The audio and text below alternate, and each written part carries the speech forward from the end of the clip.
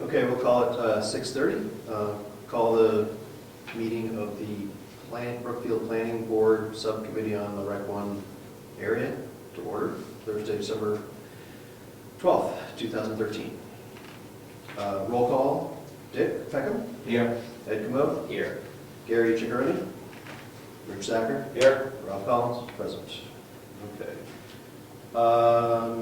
Public comment. Seeing none, we'll continue. Announcements, correspondence, mail. I don't have any. No? Okay. Review and possible approval of minutes. The second 3 pages in your stack should be the minutes from whatever it was, November 14th.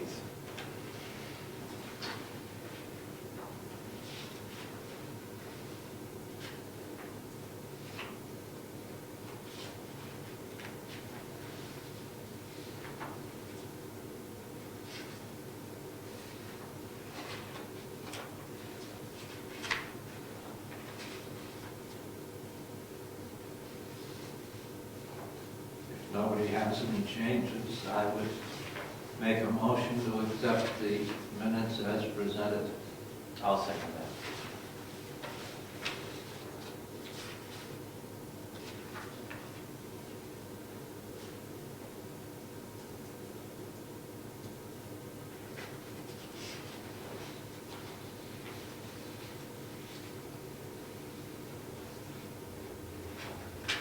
Okay, so we've got a motion and a second. Any discussion? All in favor? Aye. Opposed? Abstentions? The motion carries.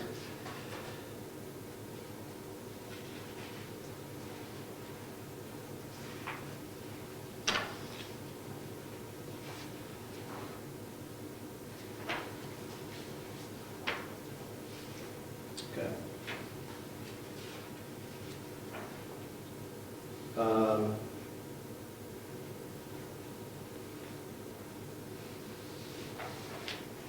Any new business for tonight? Or do we, I've got a lot under old business.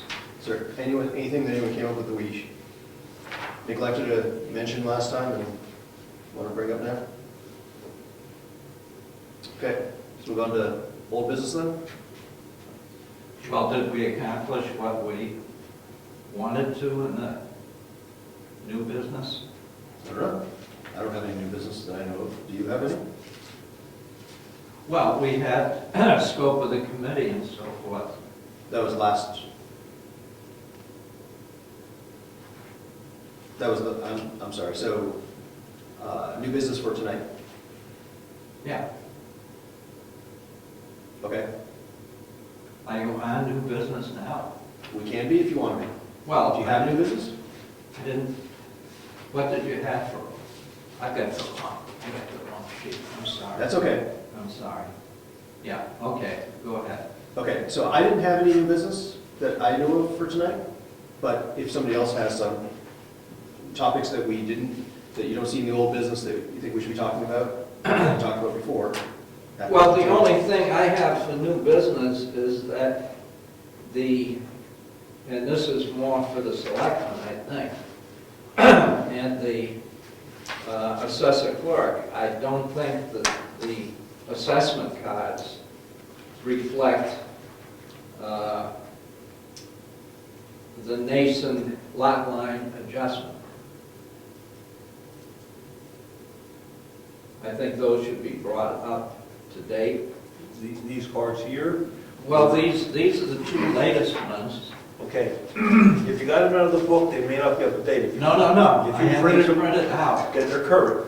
They're current. So Dick, just so that we can be clear, do you have map and lot number of Yeah. the, Yeah. The Moose Mountain LLC is map number 30, lot 2. And the Ed Nason property is map 30, lot 3. And the lot line adjustment area was designated on the map I believe it's parcel A. That was the one that was conveyed. Yes, So that map was 30, lot conveyed 3A. from lot 2 to lot 3. But it is part of lot 3, right? Now, Now, right, there's no lot 3A. that's correct. Okay. That parcel A, you gotta go more or less by Yeah. this map here. There should be a line going across here to separate these two things. Yeah. But this is the lot line adjustment parcel here. Is that 30-2? 30-2 is The biggie. the LLC parcel. I have that deed here that I got from county. And this is the same map, correct? Yep. I don't see where this was ever recorded. Well, it's stated here in pencil Oh. that it was recorded. Also, Yeah. Ed found it at the registry. This. That's what this map is. That's what I sent over. He recorded the transfer. So let me record it, if you don't mind, the book number. Once it's recorded, Jessica, or whoever the assessor clerk is, should get a copy, and that triggers it. She didn't get a copy. Yeah, of that's on the top of this one. I questioned her, and she never got a copy of the deed. Well, that would cause her not to take some action. That's right. 2010. And as I stated at the meeting, the planning board meeting, I researched the notes going back, the minutes going back to March of 2010. And I couldn't see where we had had a meeting and voted on accepting this and registering it. Well, I've got signatures on it. Right. Oh, yeah, no question. I'm just saying, if you want to research back, I didn't see a hearing or anything, but then this was out of the archives. I had the archivists give me, because I couldn't find any minutes for 2010 in there. They were locked up. And then George claimed that he did find minutes there. So I don't know why they're not archived, but I'll certainly take his word for it, you know. So I'm not concerned about that. What I'm concerned about is that the Nason property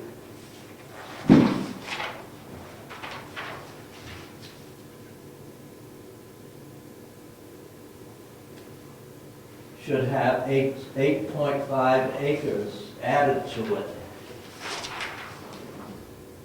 And I think it was. You're talking about the tax map Yeah. 30-3, correct? Yeah. This one right here. Yeah. Right, so the assessment should, if it says 23.5 acres, it used to be 23.5 acres, so if we look here, Yeah, we see the 23.5 acres and then the 8.5 acres. Right.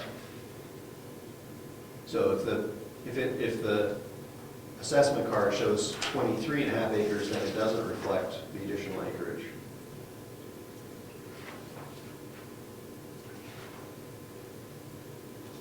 Well, I'm just looking here, and it looks to me like it's 15 acres. Take a look at it.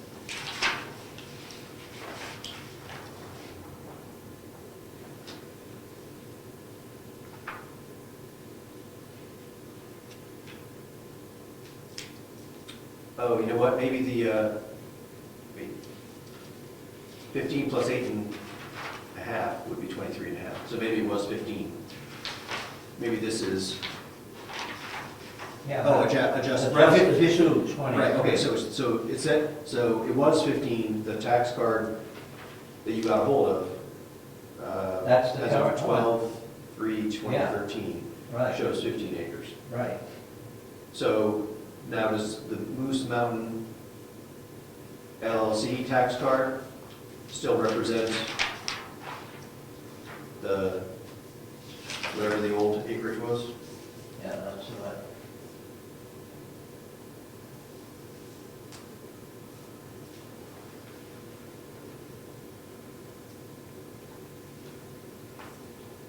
Okay, okay.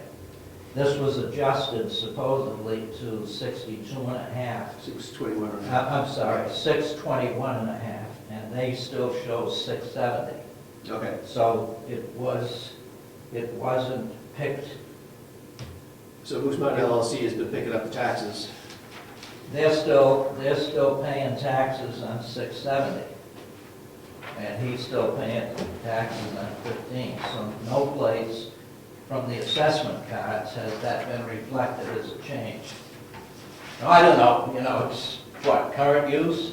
So, So what's the action, you gonna take this? I'll get a copy of that deed. of the deed. That's what we need to trigger it. The deed's right. Did this deed change to reflect the lot line adjustment? Did a new deed get recorded? I think it's the second one I have to, here, this is what I got here. This is,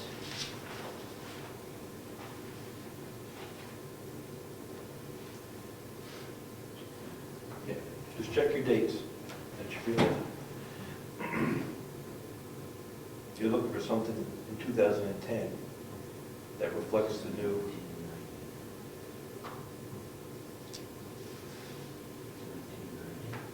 That's an original.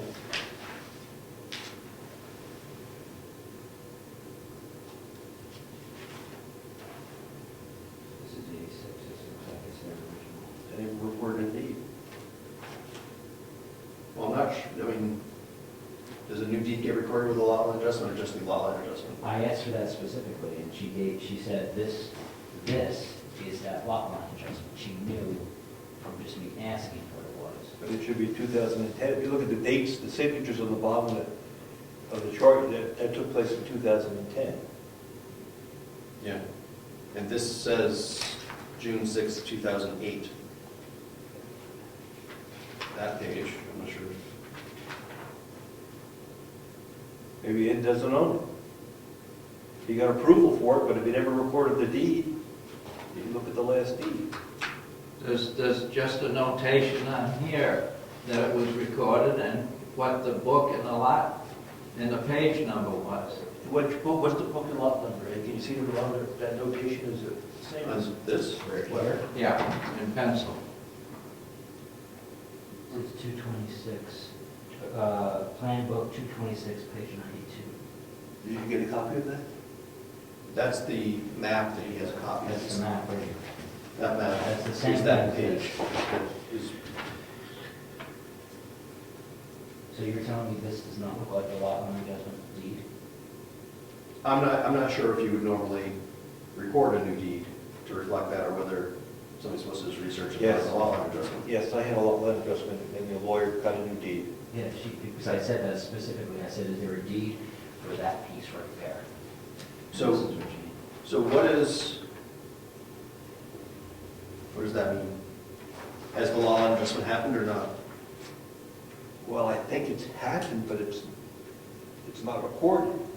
What does that mean? Well, if it's not recorded, has it happened? I mean, a lawyer would say, I got signed documents, but I don't see a signed document that describes the new lot. Aside from the map Aside from the map. that got recorded. Can you just record documents that have no effect? You can record anything you want. Just pay the fee, don't record anything. It was recorded, we just gotta find out what the answer is. Well, you know, what we should do then is it says it's referenced here, Ed. What's today, Thursday? If there's a new deed, it's going to be referenced, recorded. Well, this is a plan book, and that's what you got. That's the same map, it's in that picture. Okay. I don't think it reflects on what we're going to be trying to do, but for the future, Yeah, see, Well, it has, it's stamped here as being recorded here. on this, right up here, you got the, so this has been recorded by the county clerk. But should there be a deed describing it? I don't know. Well, it's the only way the assessor is going to know to change the Yes, assessment. yes, that's her trigger. And she said she never got a deed. When I did mine, I got something signed by the planning board and a deed cut by the lawyer, and we recorded both. So that's what the standard procedure is. Nathan should investigate, or someone should investigate. I mean, we'll take care of the tax. I don't know what we'll do. Our trigger is the deed. Oh, it's just going to investigate. Does anyone talk to Eddie or Bob? I haven't. Well, if in his next tax bill, he gets a tax bill for that property, then if it hasn't gone through, he's going to question it, you know? Oh, he may not even notice it, you know? Yeah. Well, I'm sure that Bordeaux We'll see it. never saw it because everything is in current use. $8. Who looks at their bill to see how many acres it is, you know? It's in Nason's interest to make sure it's done correctly, because he Right. paid for it, so he wants to make sure he owns Absolutely. it. I mean, that's its responsibility. Right, this, Unless they didn't actually close the deal. Although I'm not sure why they would record it. Did we record this, or did they record this? What's our procedure when we do something like this? Right, we have this in our file, right? Yeah, it came Some- out of our file. Somebody wrote on it where it was That's recorded. correct. Did we record it? I wasn't on, you know, I don't know. I don't know who recorded it. Because if we recorded it, it could be that, you know, they came to us, got approval, but then maybe they didn't complete the deal. Maybe our process ended up with this getting recorded, but maybe they didn't actually. Transact, ready to go through, I understand. I don't know. Ed would be interested. He's the interested party, right? Yeah. If he paid money, he wants to make sure he owns it. just for the record, this is the Nason to Nason deed, just so we have that. Nason. Oh, it's, Yeah, that's his original deed. From what his grandfather or something? Correct. Well, I think in the rules of procedure for the planning board, there should be something that says who records. I thought the administrative assistant to the planning board was tasked with recording these plats. I know from the lot line adjustment we just did, George did the recording. Okay, so it's possible that the transaction never completed, and therefore deeds never got recorded. And maybe Bob owns the whole Repstone still. Because you look at the lot line adjustment, we never saw a deed. We signed off on a lot line adjustment up the road, Yeah. right? And we never saw a deed. We said the lot line adjustment can go through, and George recorded it, and it just came back. But we never saw the deed. The lawyer should follow up on that and record a deed to make it clean. I know at one time the assessor clerk was tasked with recording the deeds, Is that right? but I don't think that's the correct procedure. I think it should be the administrative assistant to the planning board. Or if the owner desires to record it himself, take it out there and record it. So who's gonna talk to Ed just to tip him off? You are. Oh, well, fine. Or get have Jessica see who's fine So, I too. mean, It's just the fact, right? It's not clean. Right. It's just, yeah, and the answer might come back that, oh yeah, we never finished the deal. or it might say, oops, I gotta clean it up a little bit. Yeah. I mean, fine. So you've got you're gonna follow up with Jessica or whoever. And Ed, to make sure Ed knows. And I think the other question that goes with this, and I'm just posing it, I think you know the answer, and I think I know the answer. I am assuming that the 8.5 acres that was transferred is still, the use of that land is still recreational. Yes. I think that's why we're here. That's why zoning, that's the way zoning works, yes. That's the way it works. Yes. Is that how it works? You can carve it up, but it's, Well, If you at look at least it- from the lot line adjustment, If you look at Appendix A of our zoning, it doesn't say map 30 lot 2, period. It says, as a reference, map 30 lot 2, which I've got on my list of things we probably want to change. And then it lists, well, here's how to find those boundaries, right? Those 8.5 acres are still within those boundaries that are described in Appendix A. now, if he wants to change that, he Eh, should go before the Yeah. town meeting with a petition warrant article Right. to say, I want to have this rezoned to to agricultural or whatever. yeah, agreed. And But that would be Eddie's yes, deal. and having said that, the same is true for a subdivision of the recreation area. If a lot is subdivided, whatever the size is, it has to be recreational as far as use is concerned, until such time as the owner petitions the town to rezone that into rural agricultural.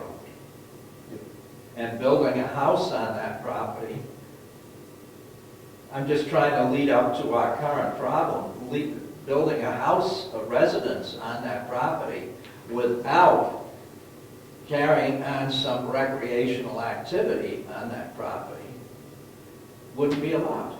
Well, I think we'll Right. clarify that, right? Right. I think hopefully. But I think this lot line adjustment gives a good example of the problem we're facing.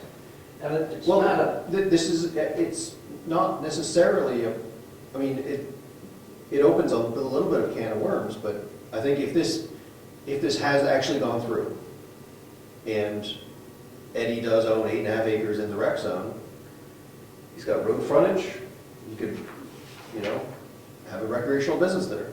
yeah, oh, absolutely. But he can't graze cattle there. And he can't plow it up and plant tomatoes. That's my point. Yep. He could have a farmer's market there. That's one of our uses. That's in appendix, Is whatever. that permitted? I believe it's a permitted use. Well, that's the list you have to go through. Yeah, Why I'm not would we aware of have it. put, why would we have put a farmer's market in there as a permitted use on the rec area? I don't remember that included. I mean, I may be wrong, but I Well, I just, mean, I could be wrong too. Let me just whip it out, right?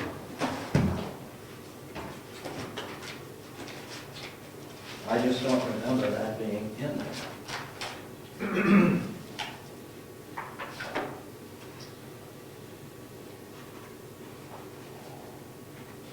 It's under conditional uses. It is allowed. It's conditional use, A farmer's market, farmer's market. But not not a farmer's. not cattle, not grazing anything, no animals, I don't think, unless they're snowshoeing or snowboarding or whatever. Yeah, I think that What page is that on? 53 to 54.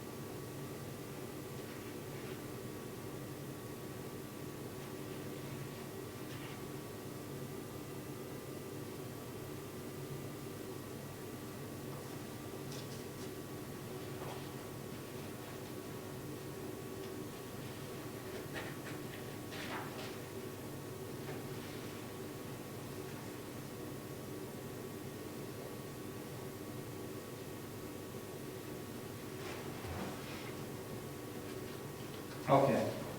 I'm convinced. Okay. Okay. I just don't. Now, interestingly, because of the way farmer's market is defined, if Eddie did run a farmer's market there, he wouldn't be able to participate in it. Because the owner, the person who's running the farmer's market, can't be a participant based on RSA 20. As opposed to a farm stand. He has his farm stand, which he has on his RA1 property, he has a farm stand.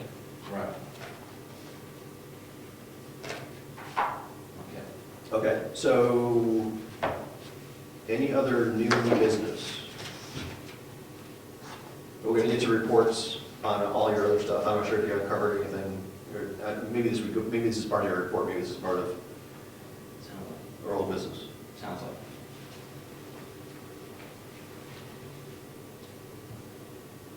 Okay, what else you got? Do you want to? No, that's what I had, was finding the maps and finding the tax cards. That was my assignment.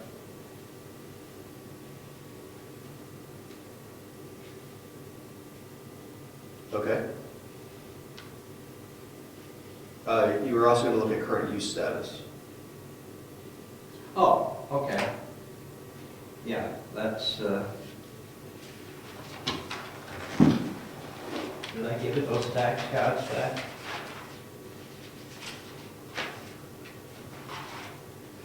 They're not down here. They're underneath your white folder. Okay. yeah, okay.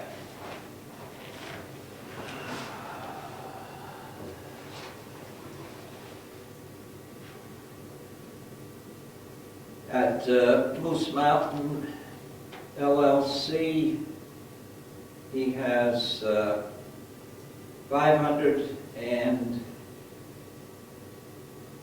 602 acres as current use. The rest of it is commercial industrial.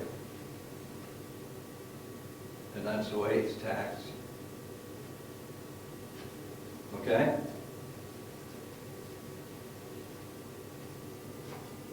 Commercial, industrial. So he's got basically 68 acres of commercial industrial.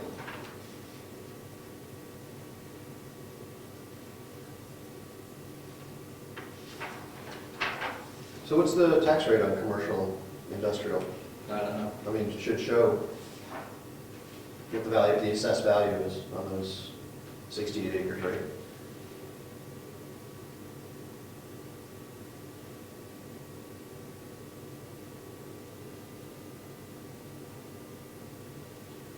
Well, I can tell you what the value is, but not the tax rate changes.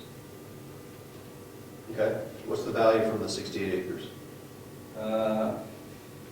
53,500.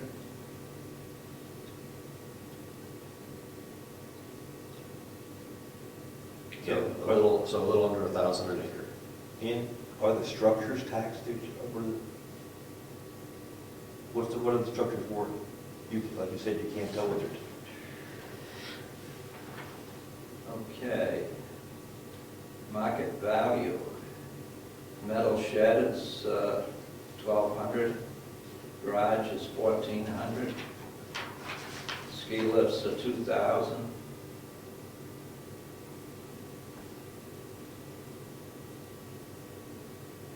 I assume that's the way they adjust it. The building on the tax bill would be, these don't add up, 150,200. For the main building, maybe? For the main building? Yeah, yeah. Then they've got features here. I don't know. That's a good question. I'd like to know what the tax rate is for a commercial. Find that out too. Well, yeah. Just curious.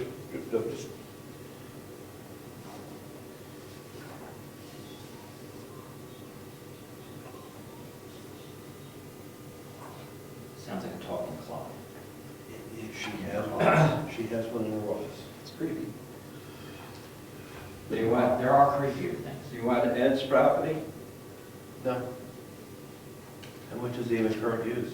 Hmm? How much does he have in current use? does he have Well, some current use? Because the let's 8.5 see. acres will have to come out of current use if he doesn't have any, or he'll have to put some in current use. Maybe that's why the transaction went through initially, because he was that big pit out back. They, 6, 7, 10 and a quarter acres in current use. I mean, this is without the added property. Yeah, And 3.7 acres as residence. And 1 acre as farmland. not in current use though? Farmland would be current use, right? I assume farmland is current use too. Yeah. I assume it is. Anyway, I mean, even if he had nothing in current use now, he'd put 2 acres in and get over the 10 acre limit. well, it's got 10 and a quarter. It's over. Jessica should look at them. Jessica should. Okay. Pick these up. Okay. Good, I think that was good. Good work. Mhm. Well, it's simple, it's all here.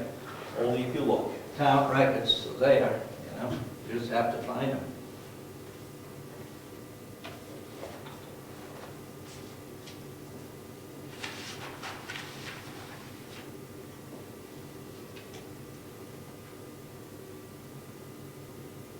Okay, good.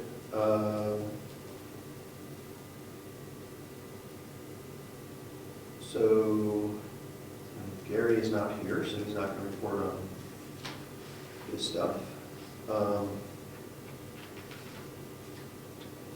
Who else?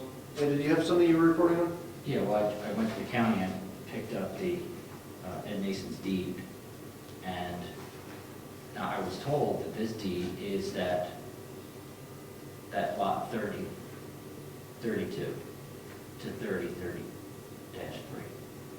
That's what I was told this was.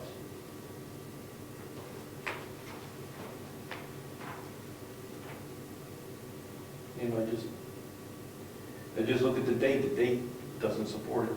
The deed's recorded before the approval. They might have told me, because this could be the last one they have there. Right, but just, I'd have to read it, just look at the date, this was recorded in 2008, and that was approved in 2010. Hmm.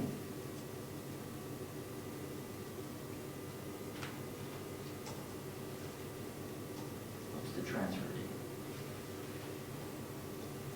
The transfer date is right here. It's the same. I mean, that's for stamps, they put that on and charge them money when they do that.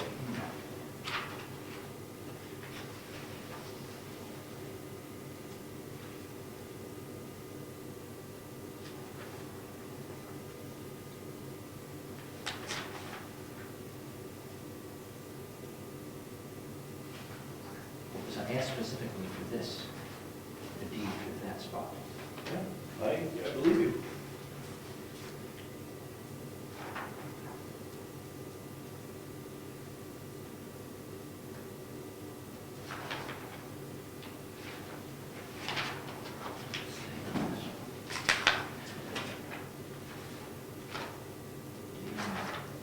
That has the registry stamp on it, right? 2008, That should have the date, and it should have the book and page number. it does. Okay. But And nothing corresponds to this pencil notation. Okay. Only thing, yes, the only thing it does is that deed, that plot plan On the being map. recorded. It was up here that it's been recorded, but there's no deed to support it. You're talking about the 226 Right, page. right, but the map has been recorded. Yes. So that's what I'm wondering, does the map, Remember, that map is identical to that. yeah, but does the stamp on it, oh, God, That's right. how are you going to read it? Okay, Well, that's why. Yeah, it's the same. A resolution. it's the same. Yeah. So they recorded the map, But no deed. but no deed. Yeah. Okay, so that's why no deed came down. The map was recorded, but not the deed. And the administrative assistant could have done that, George could have done that. Right? Yeah, And- recorded this, Yes. right. And that's really all we have to do. And then, that's right. It's up to the owner to record the To the- change in the deed. Yes, So that date should be on this, if this was the deed. yes. Or something very close to it, or after that, Right. not before. So it's never been, a new deed has never been recorded. Okay.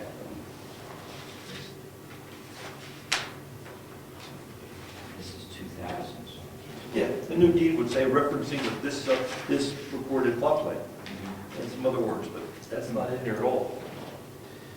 But Now, would that require two deeds to be recorded? I believe so. Yeah, it's, That's- yeah, okay. Yeah.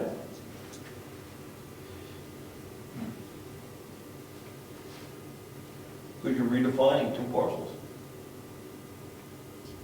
I'm gonna be out and about tomorrow. I wanna go back up there because I asked specifically for that piece and that new deed, and that's what I was handed. I'm gonna see, You look for something after 2010, or 2010, Yeah. by a couple of days usually.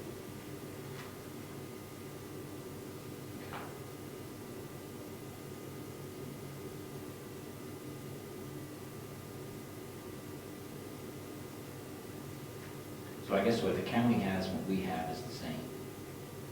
We've established that. Yeah. Okay. The map is the same, and they didn't send us any new deeds. Correct, that's what it seems like. And you didn't find any new deeds yet. So I'm gonna go back again tomorrow and ask.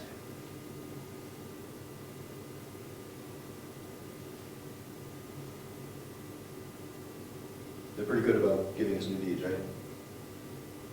When something gets filed at the registry, they're good about notifying us, or it's hit or miss? 95% of the time we get them.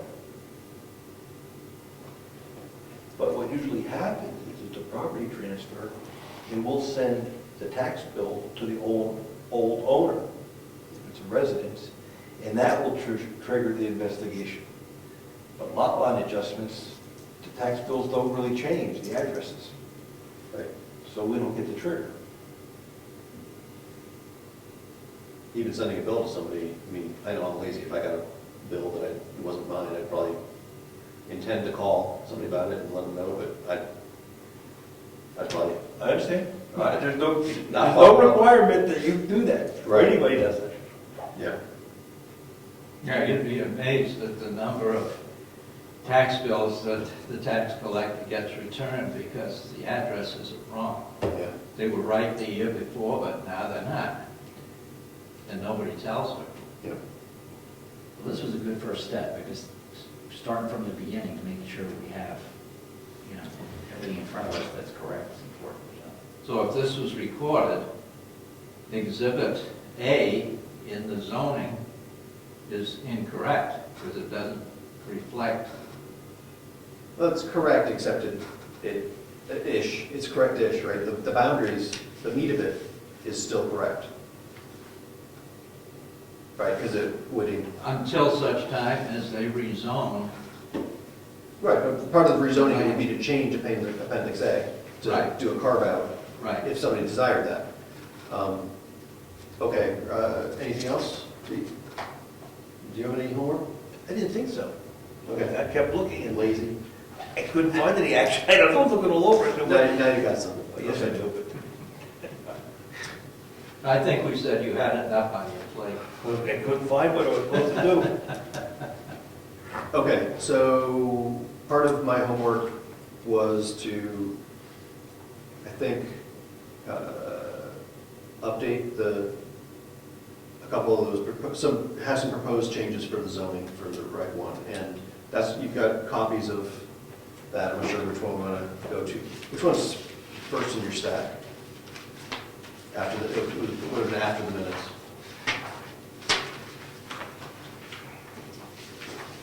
Should say at the top. I don't know which one. Maybe we'll start with let's start with the recreational lot requirements. That's good.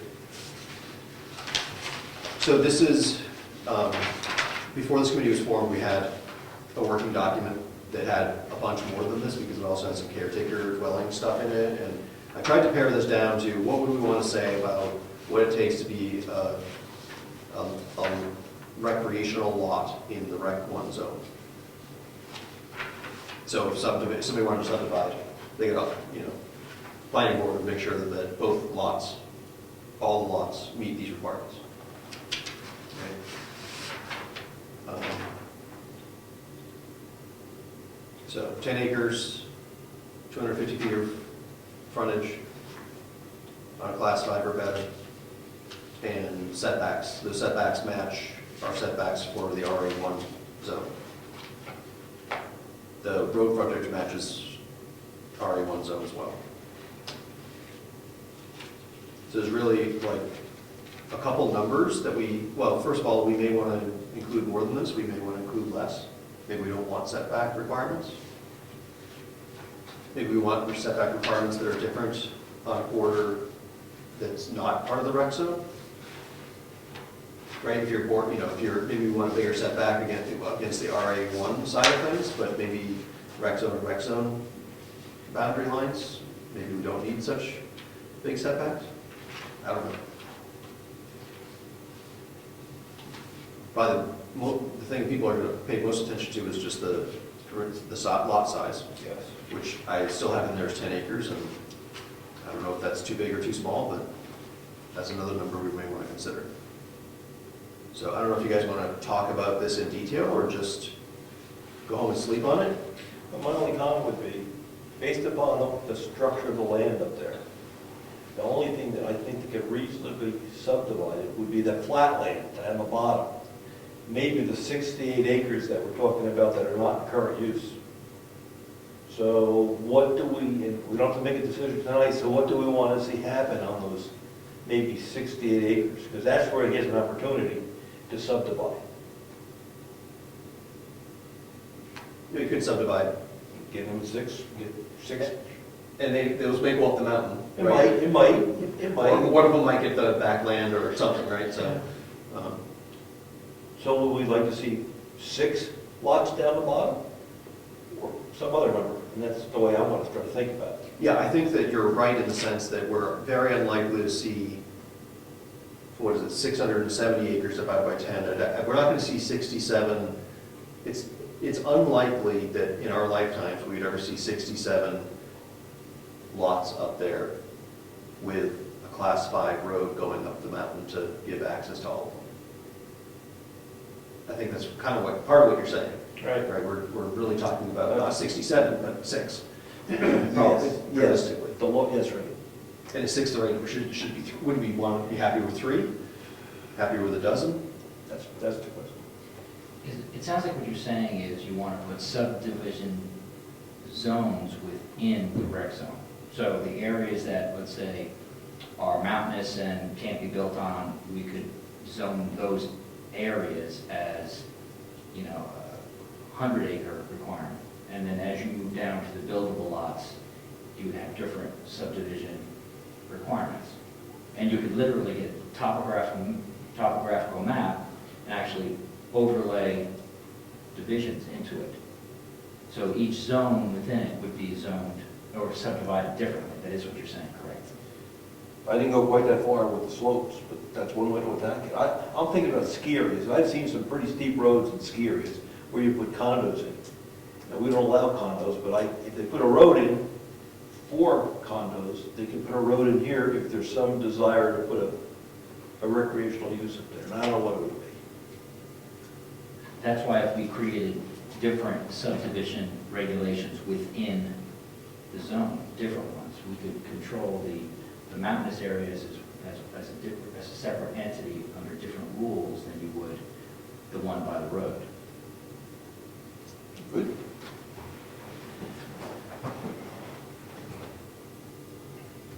Sounds complicated. I don't know. That was my reaction. But it's actually not. If you look at the map, we have a topographical map of this area. I know we have that one map that shows the parcels, but do we have actually elevations? Certainly are online, but I don't know. But if we had one of the elevations, we could you could very, I'm not saying it's easy, I'm just saying you could find out which areas could be subdivided, so you can control each area within Or you could just say that each lot, you can have a 10-acre lot as long as that lot has 3 acres that are less than 10% slope or whatever it would be. And if you don't have, if a proposed lot doesn't have that much, not super steep, then a minimum of 50 acres or something. And that would sort of force that the mountainous part would be probably big parcels, or have a lower down part attached to it. I mean, I don't know. Yeah, I mean, I'm sure the attorney could come up with something that would be 100 times better than that. So rather than drawing lines in there and saying, this is, basically having rec 1A, 1B, 1C, 1D, with different rules for each of those, maybe we could do it based on the characteristics. Just like our building lot requirements say you gotta have this much buildable area that's dry and whatever, so.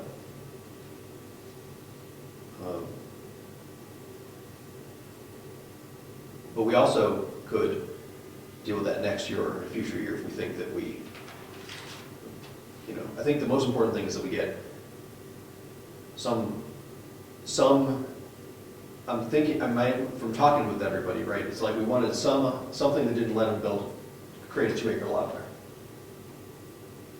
Right, I think all of us had the knee-jerk reaction that 2 acres is too small. I think so.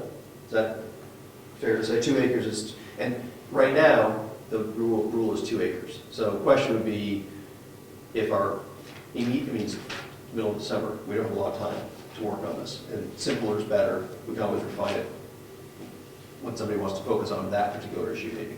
But, so is 10 acres the right number? Should we look at 25 acres and think about lowering it next year, or in a future year, if we think If you go large, you can always go to the ZBA for a waiver. If you go small, you can't go, you can live with the smallness if you will. Oh, you're saying start with a 10, and if somebody did want to subdivide it smaller, go to ZBA. Or I was going to say go with, pick a number 25, and if they wanted 10, they could go to the ZBA and say, hey, I don't need. I agree with you in a practical sense, that's absolutely true, but the people are gonna, let's say that we put this on a warrant article, it's on the ballot, people vote, yes, I have 25-acre minimum, damn it. And then all of a sudden, somebody's got a 5-acre lot up there, because our plan was, just go to the ZBA if you had, that sort of subverts the people's. Well, they don't have to approve it, but if there's a legitimate. Well, no, but the ZBA has a list of 5 criteria, that if you meet those criteria, they're supposed to approve it. That's right. And so, I don't remember what those are off the top of my head, but if you. They're well documented, that's right. Right. So the ZBA's hands are somewhat tied in the sense that if something obviously meets those requirements, then they obviously are supposed to approve it. That's right. I don't know. So you're lobbying for a larger number, or? I'm lobbying for what we think Will pass. what we think is reasonable. Not even what, hopefully what's reasonable will pass, but I don't think, I would vote against 100-acre minimum. Right, I would too. I think that's unfair. I think that it won't stand up, and because I think it's grossly unfair, and I think it takes away his property rights, and that's wrong. I think it wouldn't stand up in court. Well, what we're doing is we're operating under the assumption, and I haven't seen it any place in writing, that we absolutely have to allow subdivision of that area. Right? Lawyer says. I know what the lawyer says, but she didn't state any RSAs that substantiate her advice. Right? So if that's true, and we're assuming it is true, if that's true, what are we trying to do? Protect that property from overdevelopment? Is that what we're trying to do? I think that captures the essence of it, right? Because Overdevelopment. overdevelopment's going to Right, ruin that part of town. right. Overdevelopment and rule out residential development. or something that ends up looking like residential, yeah. Well, you know, a horse by any other name is still a horse. But that should be secondary to protecting the original landowner's property rights. So if he decides, since he owns the property and he wants to subdivide it, we should have a way of doing it so it's fair and both items, the first and the second, are accomplished. I agree. I think that, I mean, we also, as we're thinking about this, we also need to think about what will pass in the sense that if we propose something that the, you know, owners that are affected by it don't like, we're going to be facing a 2/3 majority being required to pass it, right? Because they'll do a protest petition. And so I don't think that we should be thinking about how do we draft something that almost everybody in town is going to look at and say, yeah, that's a good idea, right? Because that's what it's going to take for something like this to pass, right? We've got one owner of the vast majority of that zone, if not the whole thing, if this actually hasn't gone through, the lot line system hasn't gone through, one signature on a petition to the selectmen a week before the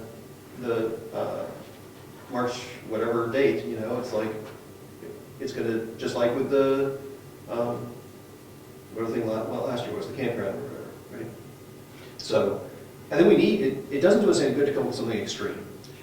So that's where I was going. So we want to preserve it as a recreational area. That's the goal, and that's what has to be explained to the people in town. Want to preserve it as a recreational. So what's the minimum amount of acres that you need to have a reasonable recreational activity? Well, I think if you look at this, Yeah, there's some that are really small footprint. yes. You know, you look at like in Wolfboro, next to Citizens Bank, Yep. the Putter's Village. I don't know how much land that is, but it's, I don't know, 5,000 square feet. I mean, you know, some of these, you know, miniature golf is on here, right? Yeah, miniature golf is a permitted use, right? So I think you could argue that, yeah, you could do a bunch of these on a small piece of land, banquet facilities. How much land does a banquet hall take? Plus a parking lot, not much. But I don't think it's our job to maximize the number of recreational things that somebody or some group of owners might want to do. I think we have to balance that against what the people in the town want that place to look like. Right? I don't think you could, on the 60-some acres that are not in current use, assuming those are relatively flat, let's say you get 100 miniature golf courses in there. I don't think anyone would be happy with 100 miniature golf courses in there. I could be wrong, but. Now, what triggered this is the owner doesn't only want to put a caretaker's cottage on the property. He just wants to cut out a piece. Well, he was asking if can I cut it out separate so that somebody else, the caretaker, not him, can get a mortgage on it, basically, right? Have somebody else own it and be caretaker. So it sounds like the two tasks we have is to make sure that can be accomplished because he owns the property, but then also a separate issue, what to do with the rest of it so somebody doesn't come in and put, you know. Well, I don't know that it's not zoned residential. So I don't think part of our goal here is to allow him to put up a residence. That's contrary to the zoning. That's not what was intended. Although he could do it right now, probably. Right? Unless there's a warrant article that takes the piece out of the rec zone. Yes. Yes, I think that doing, an appropriate number of subdivisions, lot line adjustments, rezoning, he could get from his land 2 acres, 5 acres, whatever he wants in the RA1 zone and have somebody separate from him own it and build a house on it and everyone would be happy. Do we have a copy of the original warrant article that the town voted on, so at least have it online, what was the original intent that people voted on? Do you know what the language is? Yes, it's in the archives. Okay, so I could get my hands on it, sure. it was just. But back in the day, it was a ski area, right? I mean, that was the, Back in the day, it was originally a recreation area, but there was a Brookfield, Wakefield Economic Development Corporation entity who wanted to see that area develop to contain restaurants, hotels, and strip malls. that would have been awesome. That's what economic development is, right? That's what. And one of the people who was influential on that Economic Development Commission was Mr. Bill Gaber. Is that right? And the other one was a fellow by the name of John Schiller from Wolfboro. He didn't even live in the town. And then there was a couple of people from Wakefield. Okay. But that never got off the ground. The property was sold to a Mr. Quinn, and that's when the ski area went in. This would be before my time, but I know what, because Craig was going through a lot of this machination the other day with me, and he pulled that out. And there was the town meeting vote to create that and so forth, so we can get a copy of that. Well, they're all online now, they're all our annual reports. You never have a warrant on. Yeah, there you go. I was looking at it today. To your point, we have to get something that's simple, acceptable, and on the ballot for this year, if we want to have any control over this for the next 12 months. So with that basis, I think what you proposed, I mean, with 10 acres, I think we can support that. And if we had to change it, we change it next year. The question is, will people say it's too small? That's my concern. If it's a recreational area, I think the answer then is vote for it. And if he does something in the next year, if somebody up there does something in the next year, it'll leave you at least 10 acres instead of Yes. at least 2 acres. yes, And you can try to push through 15, 20, whatever it is you want. If you can convince enough people, then you'll get it through. If you can't, at least it'll be up to 10 acres. or say it differently, it's a good first step. That the minimal, the lot will be minimal 10 acres this coming year. If we want to make it bigger after that, we have more time to work on it. Or smaller. Or small, You know, that's right, go either way. He may come in and convince us, or somebody may convince us that, hey, you know what, 5 acres is better. Sure. Okay, so Us? so we're going to leave it as 10 acres at least for tonight? Sure. Dick? Yeah. Okay. What about the road frontage? Happy with the 250 feet?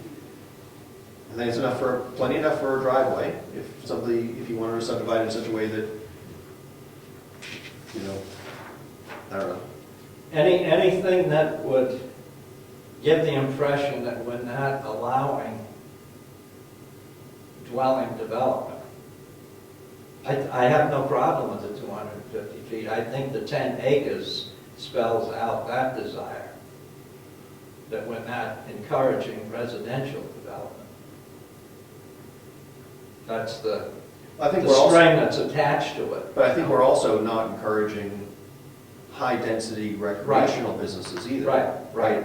I think that it was implicit in everyone in town's minds that this is going to be low density. Whatever it was, Right. it's going to be one lot, or if somebody even thought about subdivision, it'd be a few lots, right? A few owners up there, a few different businesses, maybe each one having a few different things, like he's got the tubing and the disc golf. That's great. I mean, you know, I think you get 10 more uses and it'd be even better, right? But I think, anyway, okay, so what about the, what was it, the setbacks? I think they should be the same as what we specified for residential. Do we need to have it rear lot lines? I mean, you have it written here as the rear lot lines within 50 feet of the edge. Are we going to need to do that? I just took what was from. Oh, no, I'm asking. I think we should keep the setbacks and frontage and everything the I mean, same. one thing you can say, it makes it easier, right? It's exactly like everyone else has to deal with, except it's 10 acres instead of 2 acres. And we can tweak it, right? If we decide, you know what, somebody who's in a butter doesn't want something recreational within 40 feet of their property, maybe next year they propose, or ask us to propose that, you know, change it if there's, you know, abutting, you know, the setbacks are 100 feet along the RA1 zone or something. But I think it keeps things simpler if we either don't say anything about setbacks or just keep it the same as. I agree, keep it the same, then we're consistent. Okay. That's my opinion.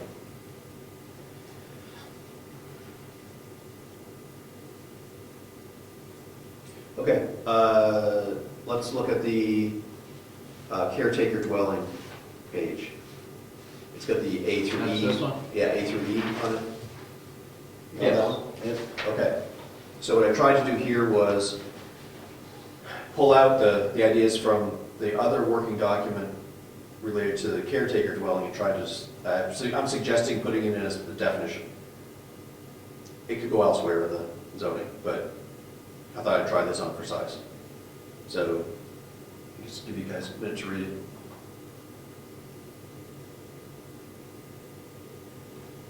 Yeah.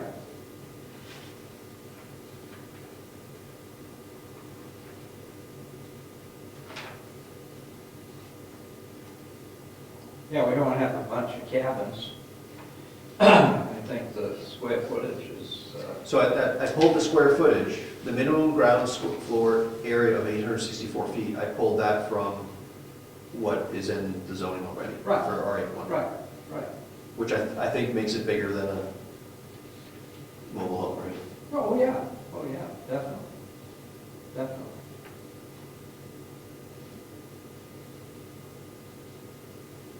Accessory dwelling units prohibited, yeah. Yeah, I have no problem with that. And I thought site plan review would be important. I mean, just to make it clear. Oh, yeah. Site plan, Oh, yeah. to us as well as an owner, that site plan review is required. Yeah, because it's zoned for something different than a dwelling. Your site plan review would encompass perhaps a caretaker's dwelling plus whatever the recreation activity is but- going to be. So caretaker dwelling is listed as a use, as currently as permitted use. So somebody could actually, like, for instance, right now, he's got a couple recreational uses up there. He could say, oh, I will come to us and say, I want to do a caretaker dwelling as a use. I mean, of course, he has to come for site plan review anyway, but to get any use turned on up there. But I think this just makes it slightly more clear. If you read E, do you read that if somebody is going to do like a remodel or something like that on the caretaker dwelling? Like adding square footage or something like that, the site plan review would kick in, or do we need to be more explicit? Right.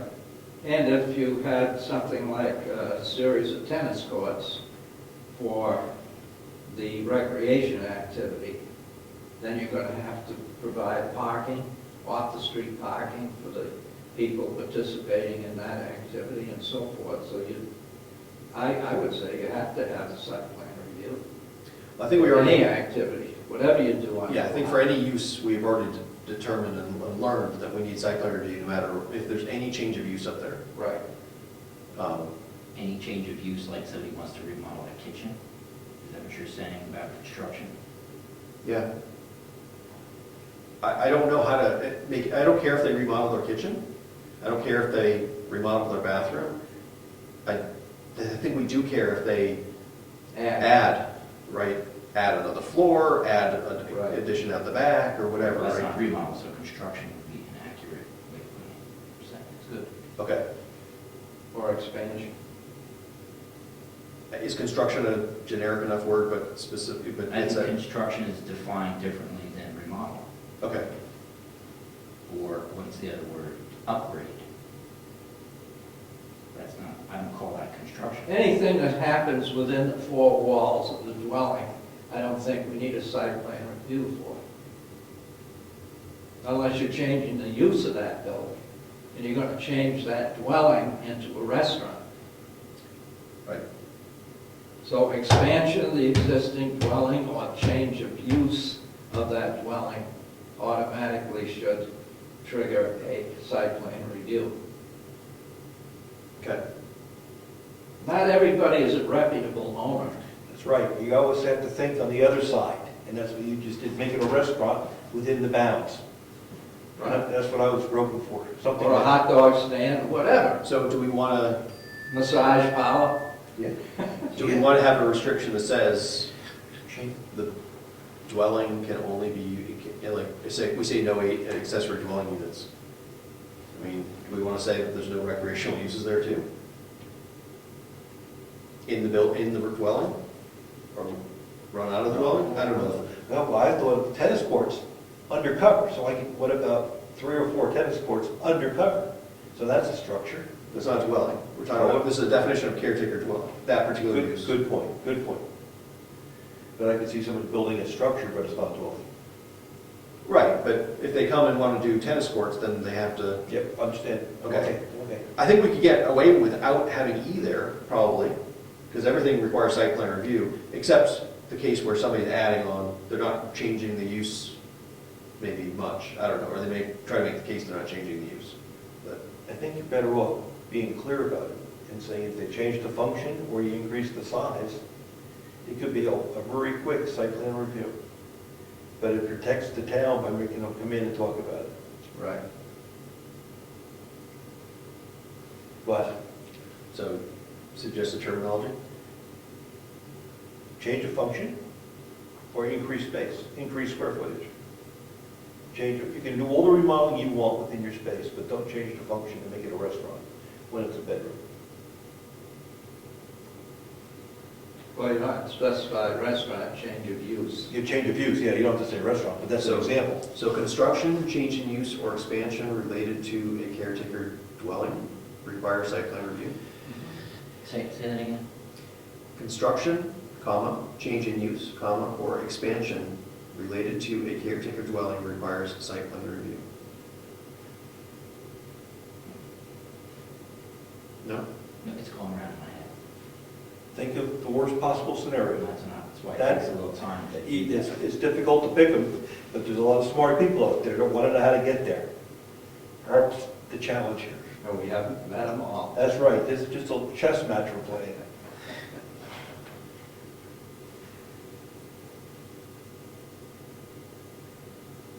I always marvel at town government when somebody comes in and says, how did that happen? We didn't anticipate it. That's right, that's exactly right. Exactly right. We didn't anticipate it.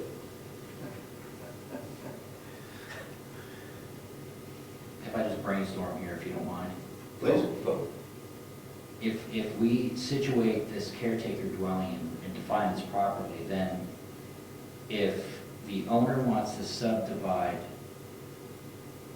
I'm trying to think the original intent was to subdivide or to put, if he has somebody in there and it's not recreation, then it can be a caretaker's dwelling. So you're basically forcing that lot to be removed. What? If Say you, again? the caretaker dwelling, if you define that in the way you're defining how it can be used, the owner now wants to put a house on there. He's not saying it's going to be recreation, so it's not going to be a caretaker's dwelling. He can't do that. Correct, so basically what you're saying is, if the owner now wants to do what he wants to do, he's going to have to remove it from the rec zone. Correct? I'm brainstorming here. If you wanted to have a residential house in the RA1 zone on 2 acres of land, say, and he wants that carved out of the land he currently owns is in the Rec 1 zone, assuming that these proposals passed, I think the caretaker dwelling probably doesn't affect him, because he probably would do a subdivision, creating a 10-acre lot, do a lot line adjustment, creating a 2-acre lot, reducing the 10 acres down to 2 acres. I don't know how he'd get us to approve that. because it'll be a non-conforming lot. We should allow a lot line adjustment that creates a non-conforming lot. And then he'd have to go in front of the town for, on a town meeting ballot, asking to rezone the 2 acres, or maybe it's 10 acres at that point. Or, if he wants to build a residence on 10 acres and not have any recreation, then he's gonna have to ask for all 10 acres to come out. Right, do the subdivision, carve out the 10 acres, and get it rezoned as RA1, build a house. In its RA1 is residential, it doesn't have to be 10 acres. You could subdivide that into 5 2-acre lots. Sure. Once he's out. This says that if you're in that zone, that dwelling has to be used to support the recreational activity on the lot. Unless you subdivide. And then it is to support the recreational activity on the smaller lot that you subdivided out. The point that these folks made earlier is the zone that we're talking about and not mapping lots. So it's an overlay on the area. You roll that around. This is restrictive. It's not going to be a development. It's going to be supporting recreation. And if there's no recreation, it's not going to happen. Now what's going to happen is they're going to have some recreation there, and the recreation will die. That's the way you get around this, right? You say, No. Did you read it?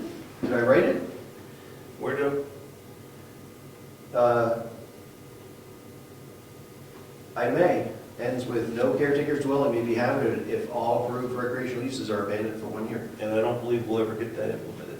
Or, Yeah, how do you move forward? It says if you're all approved recreational uses. How do Code you- enforcement officer goes and or selectman a victim. and they go to court, and you're not going to win that one. I think they'll have to come up with at least some sort of sham recreation. That's what it says. I understand exactly what it says and what the intent is. I think it's very difficult to implement, but that's the best we can do. That's kind of what I was And what else can you say?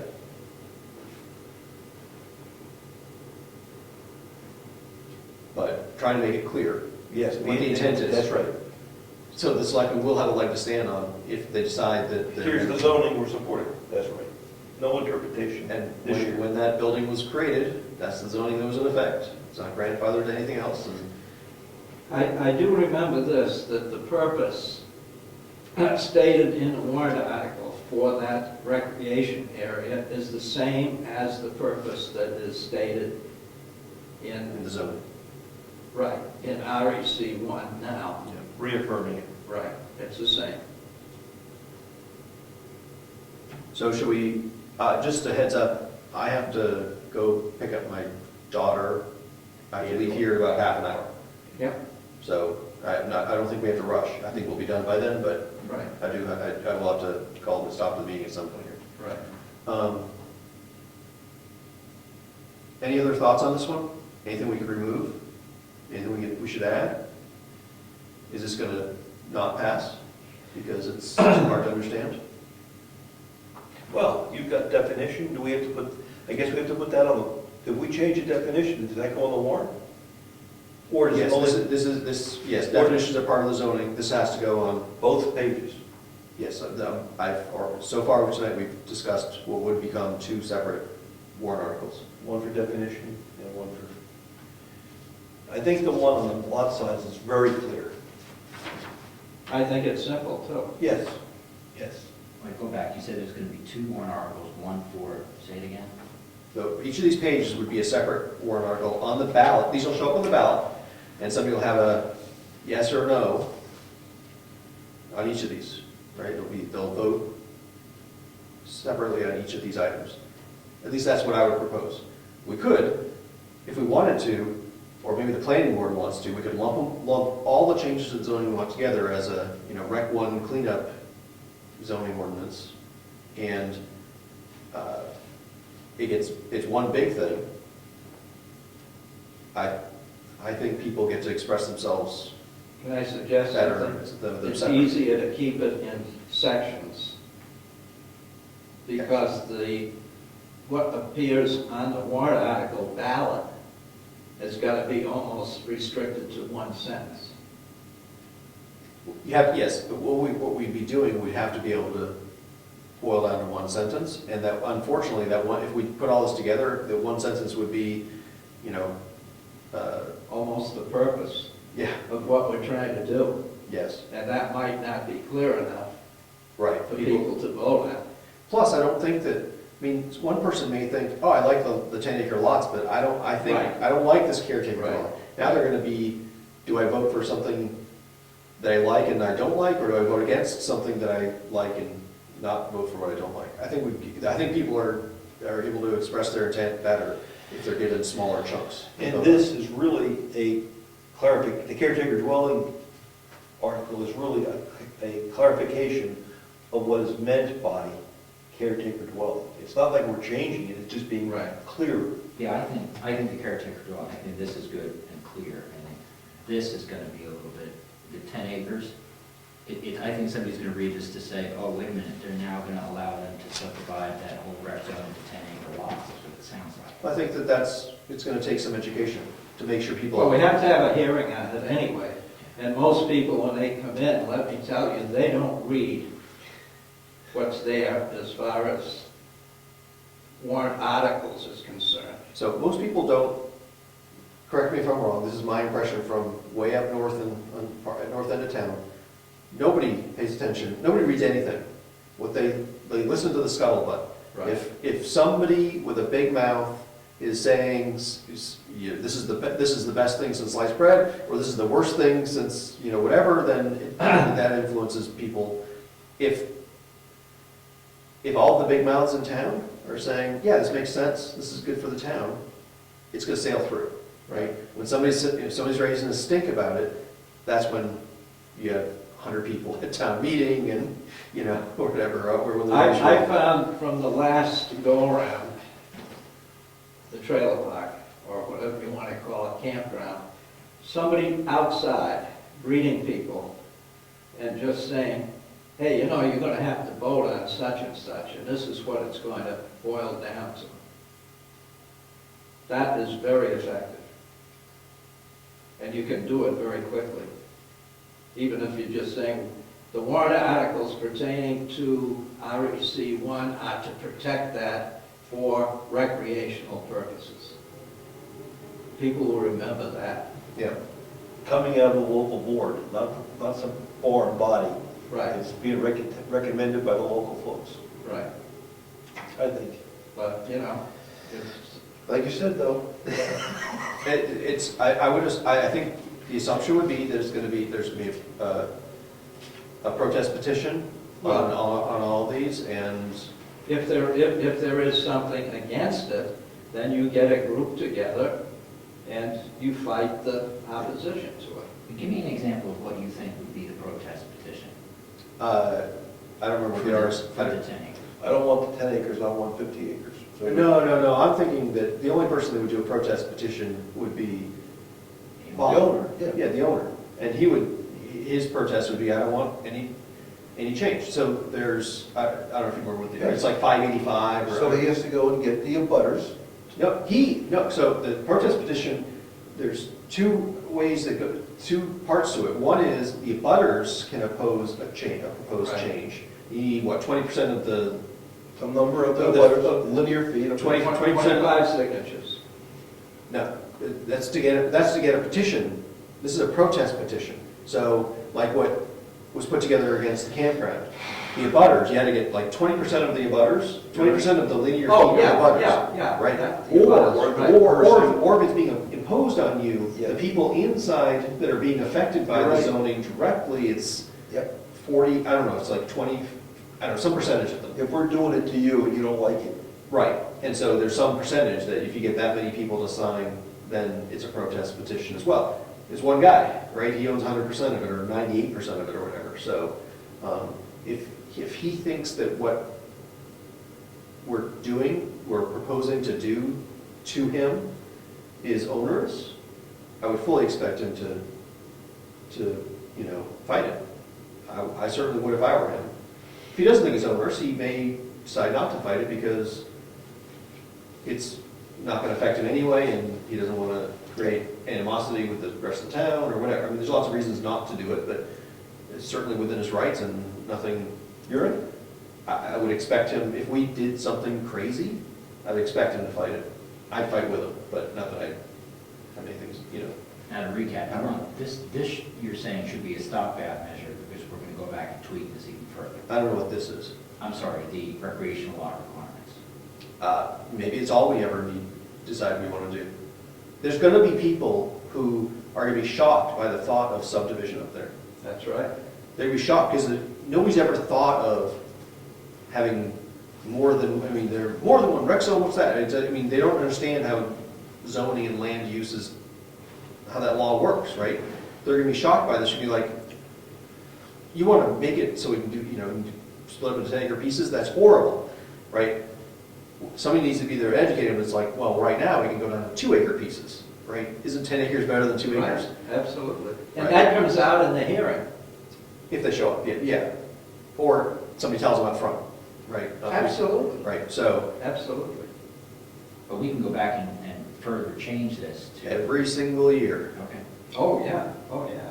That's the only way you can change the it. planning board can do it, can initiate it with 25 signatures. Right. Anyone in town can initiate it. Actually, you don't have to be in town. Just get 25 signatures of people in town. You can initiate something. When we present this to the planning board, it may be changed. Yeah, absolutely. It's got to get past us through the planning board, because it's the planning board's warrant article, not ours. Yep, absolutely. I think we've done due diligence, let's put it that way. Any more discussion on the caretaker dwelling? No. Is a definition okay? Do you think this is going to be an okay way of approaching it? Okay. And I think that maybe on the warrant article, it would just be that first chunk, not the A through E. With- Yeah, oh You yeah, know, something is it- simple, just so they get the idea. Right, okay. What else do we have? The recreational uses reorganization. So just a 1-2, short one. So I'm proposing that in Appendix E, Oh, okay. which is where the non-permitted, permitted, and conditional uses are, basically take the one caretaker dwelling for out of permitted uses and add it to, with just taking the word one out, because that's handled by the definition, put caretaker dwelling into conditional uses. The idea being that if it's a conditional use, the planning board can basically say, you can do a caretaker dwelling, but you have it doesn't make sense, you know, you're not really doing any recreation up there where a caretaker dwelling would be supporting that thing. So that's basically make it so the planning board has a little bit more say over how and when a caretaker dwelling appears. Because as it is now, if it's a permitted use, Every lot can have one. yeah, Hmm. even if that's maybe the only use. That's right. So, And that every lot may have one. yep. So, I don't know if there's other things we want to shift around. We also talked about maybe having a category, rather than just non-permitted, permitted, and conditional, having like another category, I don't know what it'd be called, secondary uses, like, and actually explicitly say, okay, caretaker dwelling is a secondary use to these other ones. Right, you have to be doing something, the primary use of the land has to be one of these other things. Just like with a home occupation. It could be a secondary use, accessory use to residential, right? We could do try to, do something like that. I think that making it conditional is probably sufficient. Hopefully the planning board would, I like to Understand. keep it simple, I think. yeah. Permitted and conditional is adequate, because at least somebody's going to review the use. Yes, It's not boilerplate. yes, Permitted is boilerplate. yeah. You can limit the hours, but you can't say you just can't do that, Right. so. Thoughts on other ones? And we don't need to, we can, you can think about it outside the meeting as well, if there's any others we want to move around. Now, Gary was saying something about having a lawyer come in. I don't think that's necessary at this stage. I think that if we keep it simple, Yeah. I mean, I've drafted something that's, I think, pretty simple and took a few minutes for these three things, and I think she's going to review them anyway. Yes. Yes, you will. She And has to maybe review rather- them for the warrant article. Yeah, so if we wanted her to review them before they become a warrant article, just in case she has any things any changes she suggests, we could do that, have her review them then. If they get changed before, after, as a result of public hearings and everything else, have her review them again, but that would be quick if they haven't changed a lot. Anyway. Yeah, before we go to a public hearing, we'll let her say it. This is what we're gonna present. Spend the $50 or $100 or whatever it's gonna Piece cost of us. emails. But I don't think she needs to come here. I don't think so for We've this. done our job. I think that she would be able to give us feedback from looking at the documents to say, yeah, you guys are kind of off base. Then we'd be like, okay, well, why don't you come in here and educate us on, Right. and then spend that money. But I agree that if she thinks this is what we're trying to do is straightforward enough. Well, at our last meeting, Gary was almost saying, well, we can schedule her to come in to this meeting, and that was premature, but I don't think we need her to come into any of the subcommittee meetings until we have something to bring back to the whole planning board. Okay? I would say that before it's submitted to the planning board, she should come and review it. I don't think she needs to come, though. We can send it to her. Yeah, we can email, I mean, if we've got documents that we think, we've got some stuff that seems simple enough that we're able to just say, here's some proposed wording, she can edit it if she wants to, or she can say, no, let's not do that this way, let's do it this other way, and completely rewrite it. Or if we've got some stuff that's like, hey, we talked last time about lot line adjustments between, the RA1 zone and the Rec 1 zone, and, some restrictions we might put on that. If we may not know how to write that, and we may just say, look, we'd like here's some restrictions we'd like to put in. Can you suggest where we put it and how we write it? I think we can do that as well. She can do that by email if she feels like she's got enough information from what we wrote down and sent to her. So. Well, I mean, just like with the 10 acres, I mean, is there some kind of unreasonable, is it unreasonable to have 10 acres? Is that legal to have 10 acres? Yeah, so there's a case in Lyme, New Hampshire, where it wasn't a rec zone, but it was a forestry zone, and they had a minimum lot size of 50 acres. And the courts upheld the zoning.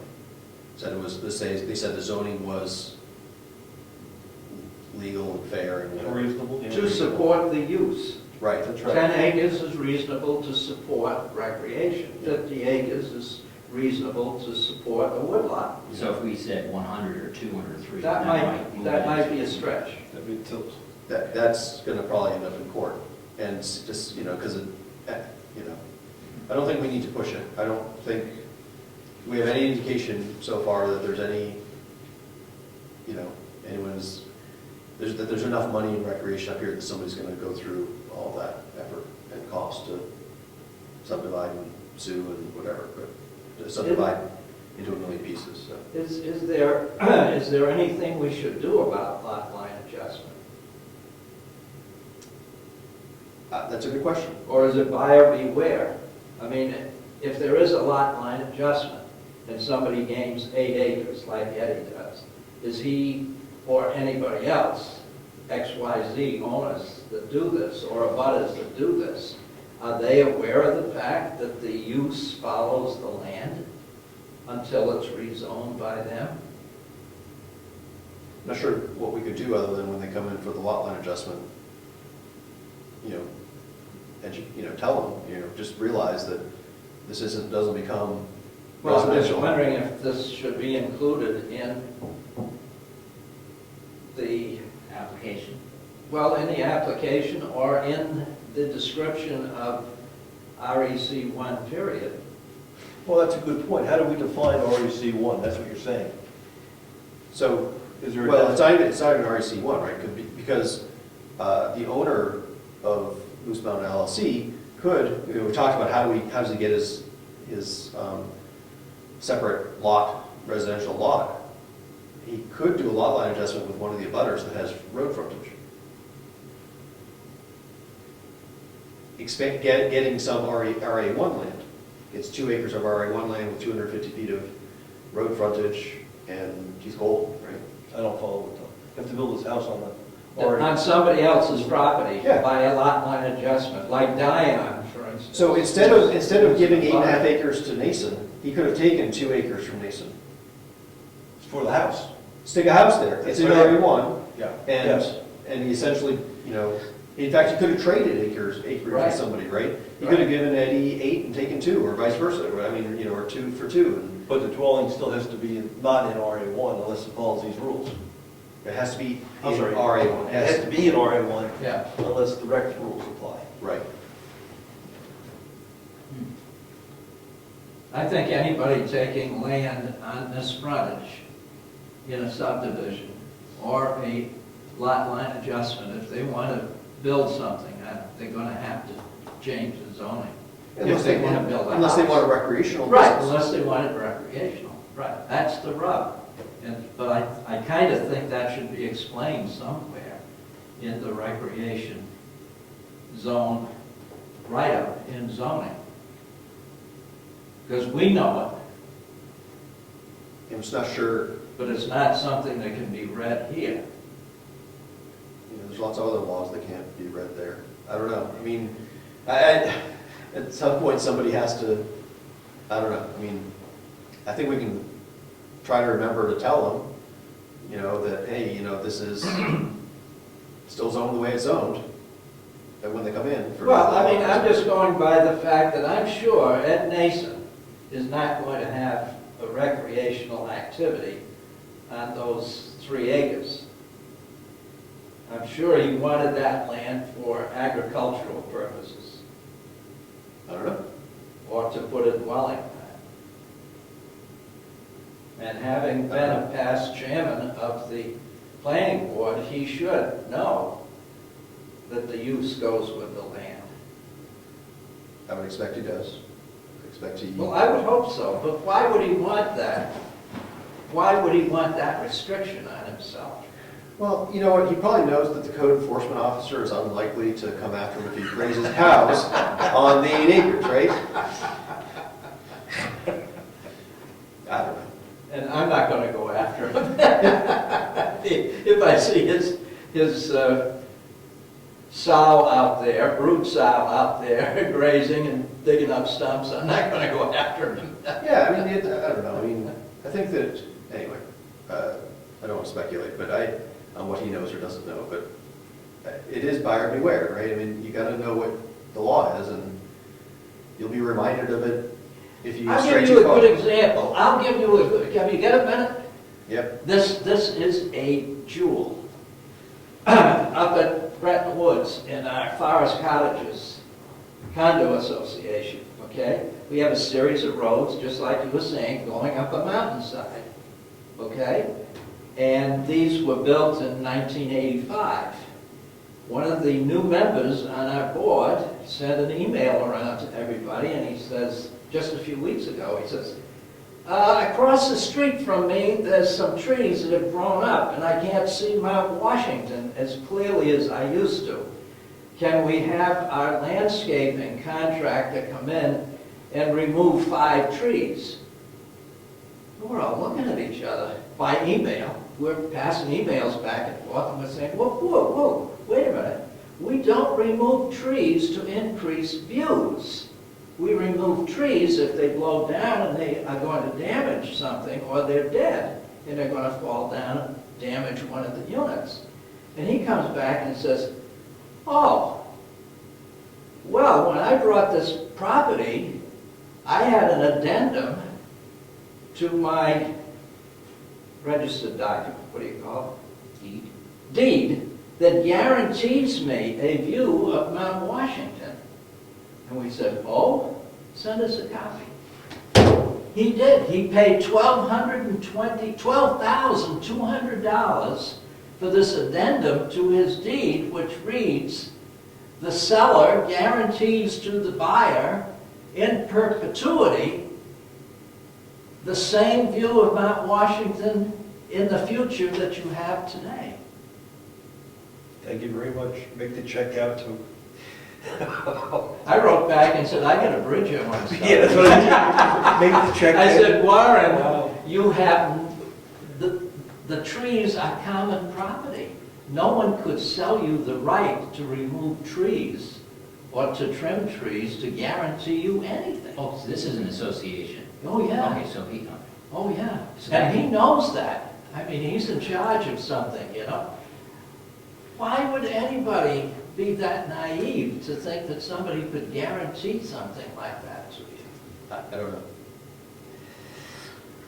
so the deed conflicts with the association rules. Oh, absolutely. It also conflicts with common sense. I wonder which overrides, your association rules or the deed? The deed Oh. might over. Well, The association. the question from our president, who was a big-time lawyer in Boston, was, Warren, are you about to exercise your legal rights on the basis of Exhibit A? And he said, no. He's out 12 grand, period. Exactly right. Be happy. You go to court, it's never going to stand up, Yeah. never. But those things can happen. It's the unanticipated things. So I have one other document that I forgot to print. And it's related to just cleaning up our documents. One thing I noticed was on the top of page 52, where it's start of Appendix E. Yeah. There you go right here if you want. It's, there's two issues there. One is that it says Moose Mountain Ski Area boundaries. Oh, wait. Not Appendix E. Exhibit A. Yes, Appendix A. Appendix A. Appendix A. I got too There we many go. exhibits. Yeah, right. Appendix A, it says Moose Mountain Ski Area boundaries. I think that that should say Rec 1 zone boundaries. Absolutely. I don't think that that's a substantive change, I don't think it needs to go to the voters. That's why I had it sort of separated out, is that, I think we're gonna have a category of changes that we're gonna make to Right. this and other documents that are just cleanup, that don't actually change anything. So I'm not proposing that that would be a warrant article. And also, in parentheses, it says town tax map page 30 lot 2. And that probably shouldn't say that because. Yep. That changes. Actually, it is. But it changes.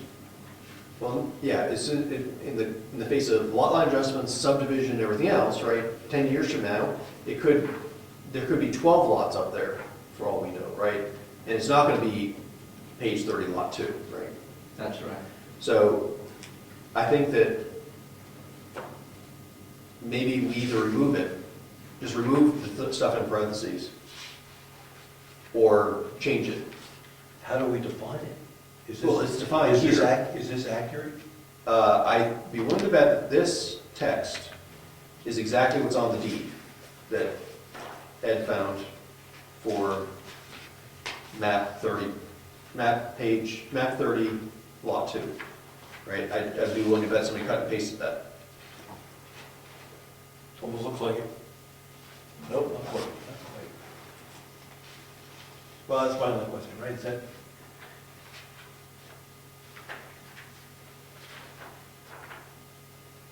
Yep. Is it? Ends with the same way.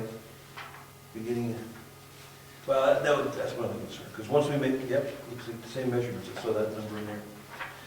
So, but in any case, I think Yeah. it may not be accurate now if they actually did go through the lot line adjustment. Or it'd be misleading at least, or something, right? So, I think we either get rid of what's in parentheses, or replace it with something else that's maybe less specific.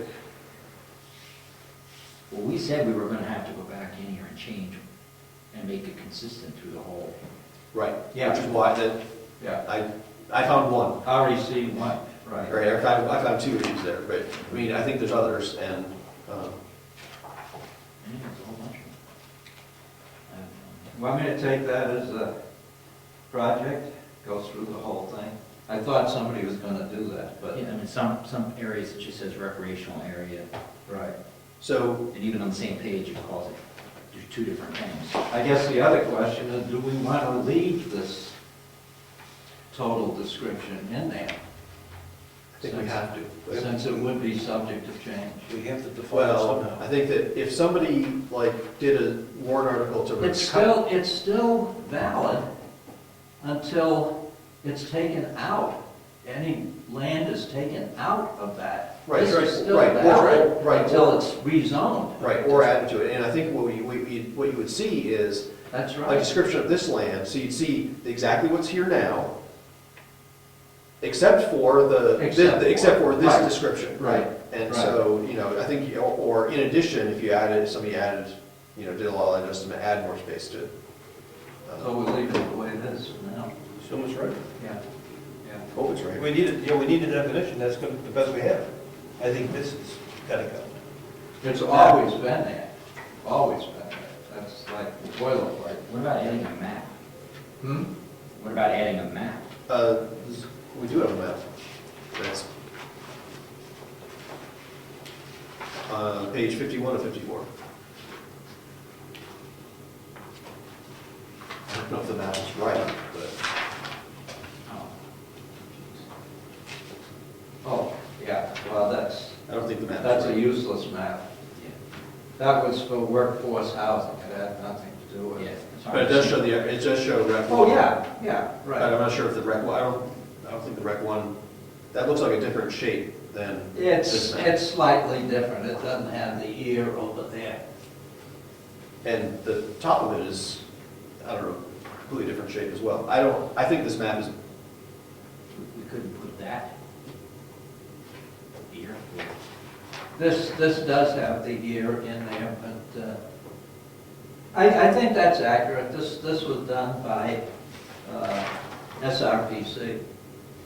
Then it must be accurate. then. Granite did it for us. Granite did it. anyway, so there is a map, it does show the rec one zone, Yeah. for better or worse. I just like that because it's zoomed in and it shows the road better and that's, If you go online, you can zoom in pretty well on that. So, anyway, I've started this list. If anyone comes across other things, write them down or email them to me or whatever, and I will either bring them to the next meeting or email them to me and I'll put them in the list. I'll remember to print this out next time so we can review it. and I'm gonna go to the county and double check to make sure that there's double check that there's a deed or no deed. There has to be a deed for it. Yeah, it doesn't have to be. Just to make it legal, you need a deed, but there doesn't have to be. If you paid for it and they signed something, there should be a deed. I would want a deed if I paid for something. Maybe it didn't go through. Never get to tell. What do you mean by it didn't go through? Just because it's approved, it doesn't mean it actually has to, I have to give you money and take the land. The only thing that was registered was the map. So the A new planning, deed, somebody has to draw a new deed, a lawyer, and then register the new deed. They don't do it up there. Okay, so this state of New Hampshire, That's an old deed. this transfer tax item, yes, so there should be one that says that it's for that piece. That's correct. And that must be registered, it has to be, so. the planning board gives permission to those two landowners to make that transaction. Right. Did they ever make it? We don't We don't know. know. We don't know. This is permission, this is action. Yeah, because if money was expended. That's right. The tax for the land had to be taken from it. That's what I was. That's the problem. A new deed was never drawn. Well, we don't know that. We have to make sure. Was it recorded? I think it wasn't recorded, if there was one. Maybe it didn't go through. Well, it went through as far as the planning board's Permission concerned. to do it was granted. Do we fill some type of log or something when we send it off to the county? George must. He does this. And it was 2010, Ted, George does this. so he was here. Attorneys usually do this. And then when it's done, the original goes back to the lawyer, and a copy comes to Jessica, and she puts it in the file.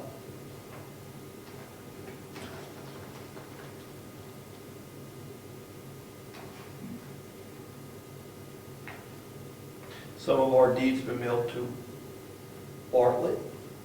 It's close to Brookfield, starts with a B. And then the Bartlett people will mail it to us saying that we think this is yours as a courtesy, but they don't have to. Right.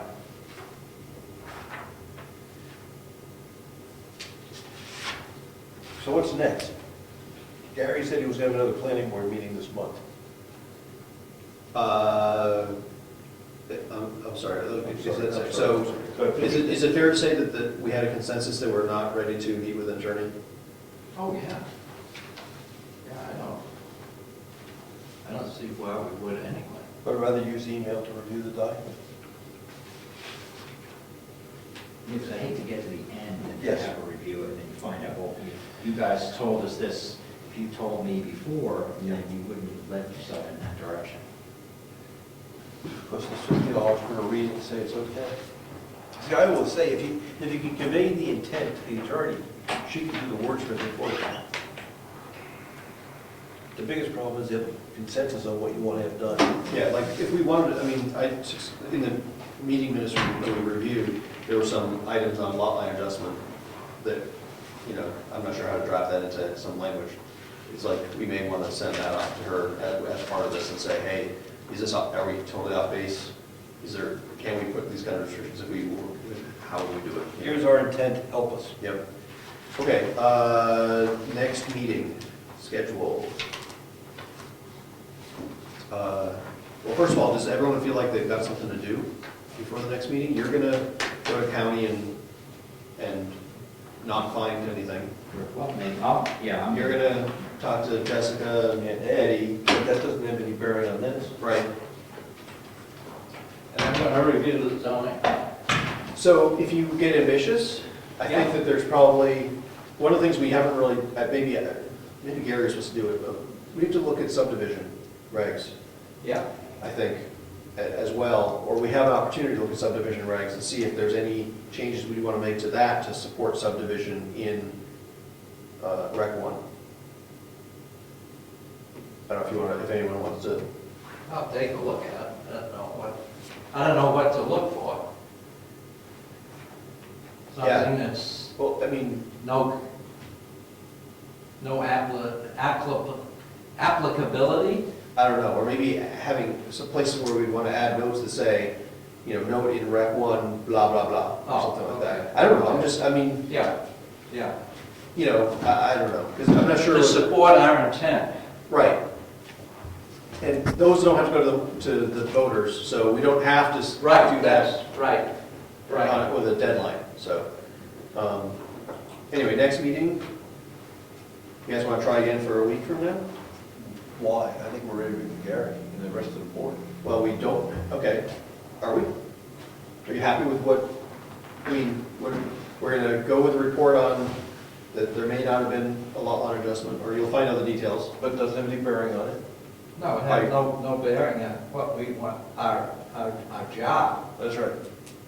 So those documents I drafted, you want to take those to the planning board and? I would Okay. get their comments on it. Yep. See if they like the 10 acres and the setbacks, but, yeah. Can I digress?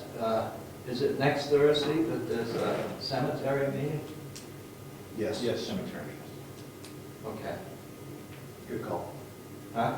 Good remembering that. So I think that's an important meeting, or it could be. And I'll be out of town. That's a public meeting, right? Oh, yes.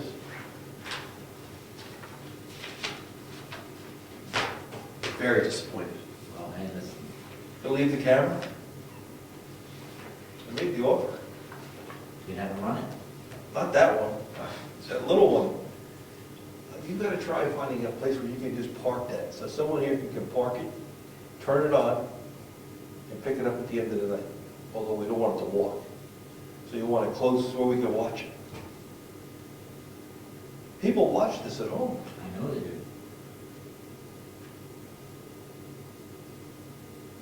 Okay, so consensus is we don't want to meet again as a committee Till the planning board. until after the next planning board. Right. Okay, so I I'm good with will, that. okay, so I will get us make sure we're on the agenda for the next planning board meeting, is that? Okay. Yes, and it's in January, we're really pushing the town meeting cutoffs. Yeah. So we almost have to do it in December. If we wait to the second Monday Because you have to have public hearing, you have to have notice the hearings, give them 14 days, you have to have the hearing. And that gets us almost to February. There's no turnaround time. If someone doesn't like it, Yeah, you just have to drop it or that's right, proceed with some. There's no time for a second hearing. that's right. So hope, maybe we can get Gary to meet next week sometime, I, or after Christmas. I'm just wondering why Mr. Bordeaux hasn't come back to us. Yeah, we're vulnerable. I mean, I think he's waiting until the last minute before he can come in and do this. Because, I mean, he is allowed to do a subdivision, and we won't have any kind of a restriction or anything to put on it at that point. Well, we shouldn't try to guess what he's No, saying. no, no, And no. even if he did something, it's not, and it's not aligned with what we think it should be, that's okay too. So what if there's 1 2-acre lot up there? Right. So what? Right, right. Now, on a technicality, as a subcommittee, are we supposed to vote to make sure that we accept this as a draft and then move it up? Or is that not necessary? So, That he accepts it? no, that we accept this That- as that those our documents. Yeah, do we have to? I think that's the purview of the total board. Yeah, I think that, We're just I think submitting we're- something for their consideration. I think we're okay with taking the documents, I made one edit to one of them based on the comments, and take those to the board as a whole. And, you know, the board will either accept them as working documents, maybe just accept them as, you know, we don't have much time, we're gonna move forward, if we're gonna move forward with them. So, it's good, you know. I think we should have a file and put it after our work is done and give it to the administrative assistant for filing, which would include any of the documentation that we've got here. Yeah, so I'm just, FYI, I'm sending all of these, Like the maps and everything, the tax cards, everything, just as a future reference. yeah, so if you wanna, maybe we should make copies of these documents so that we can attach them to the minutes. Because somebody who watches this, or, There's no way to reference back to. yeah, they're gonna be like, oh, I can see he was looking at a document. Now, I've tried to like say which page and whatever, but I probably didn't get it for the deeds and stuff like that, so. Now, is there any way we could meet one more time, like on Tuesday or something, instead of waiting a full week, just to have that one more? You know, get Gary here, make sure we're on the same page, or do you not think that's necessary? I don't know, it probably wouldn't hurt, but at the same time, we can do anything we could do at the committee meeting, we could do at the planning board meeting as well, so, You're gonna mail out the minutes, Yes. email, yes, so Gary will get them. yes. Okay, because I think it's good if he has a heads up. I'll mail the minutes and all the documents that we discussed tonight to the whole board, just so they can see what we're, Do you want these copies of the tax cards? I don't know how to scan, I mean. Okay. I mean, I could scan them at home if I took Okay. them at home, but, I mean, they can look, I mean, no, they can look, I think we sort of, I tried to summarize the important stuff Okay. here. Okay. And if, we'll talk about this at the next planning board meeting, and Right. people, you know, we can eyeball them to our heart's content then if we need to. They can be put in the final file anyway. Yep. Sure. So we're gonna try to encourage Gary to schedule a meeting. Before the year's out, Yeah, when do you leave? Thursday. Next Thursday. 19th. I think next week is open, really, from this facility, other than the 19th. Cannot be Wednesday. School work, Wakefield, yes, fireworks. maybe. It's good for your advertising. Oh, I didn't tell you, I'll have to tell you that later. So is Wednesday? No, when you say Wednesday you're out, Yeah, Tuesday. I don't know, can we notice something about, can we get Gary and get something noticed? To have a meeting on Tuesday? You'll have to give 24, I think 24 hours notice. So that's plenty of time.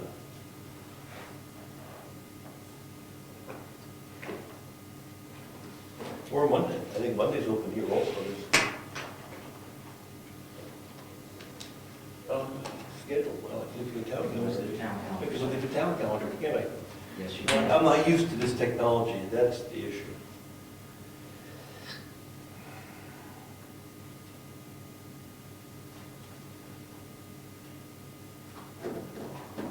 So we're gonna have another meeting?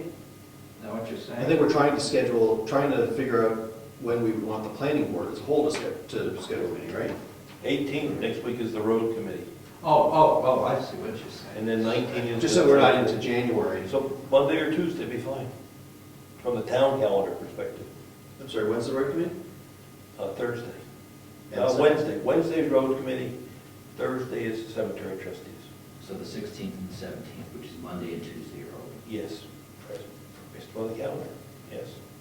So that'll be a notice meeting by the planning board. Well, it's up to Gary. Yeah. We can't decide that. We can Yeah. decide to ask him to. That's fine. We'll do anything till we hear from them. Okay? So I will give Gary a call and try to get him to schedule a meeting, get it noticed. Okay. Public comments? Member comments? As usual.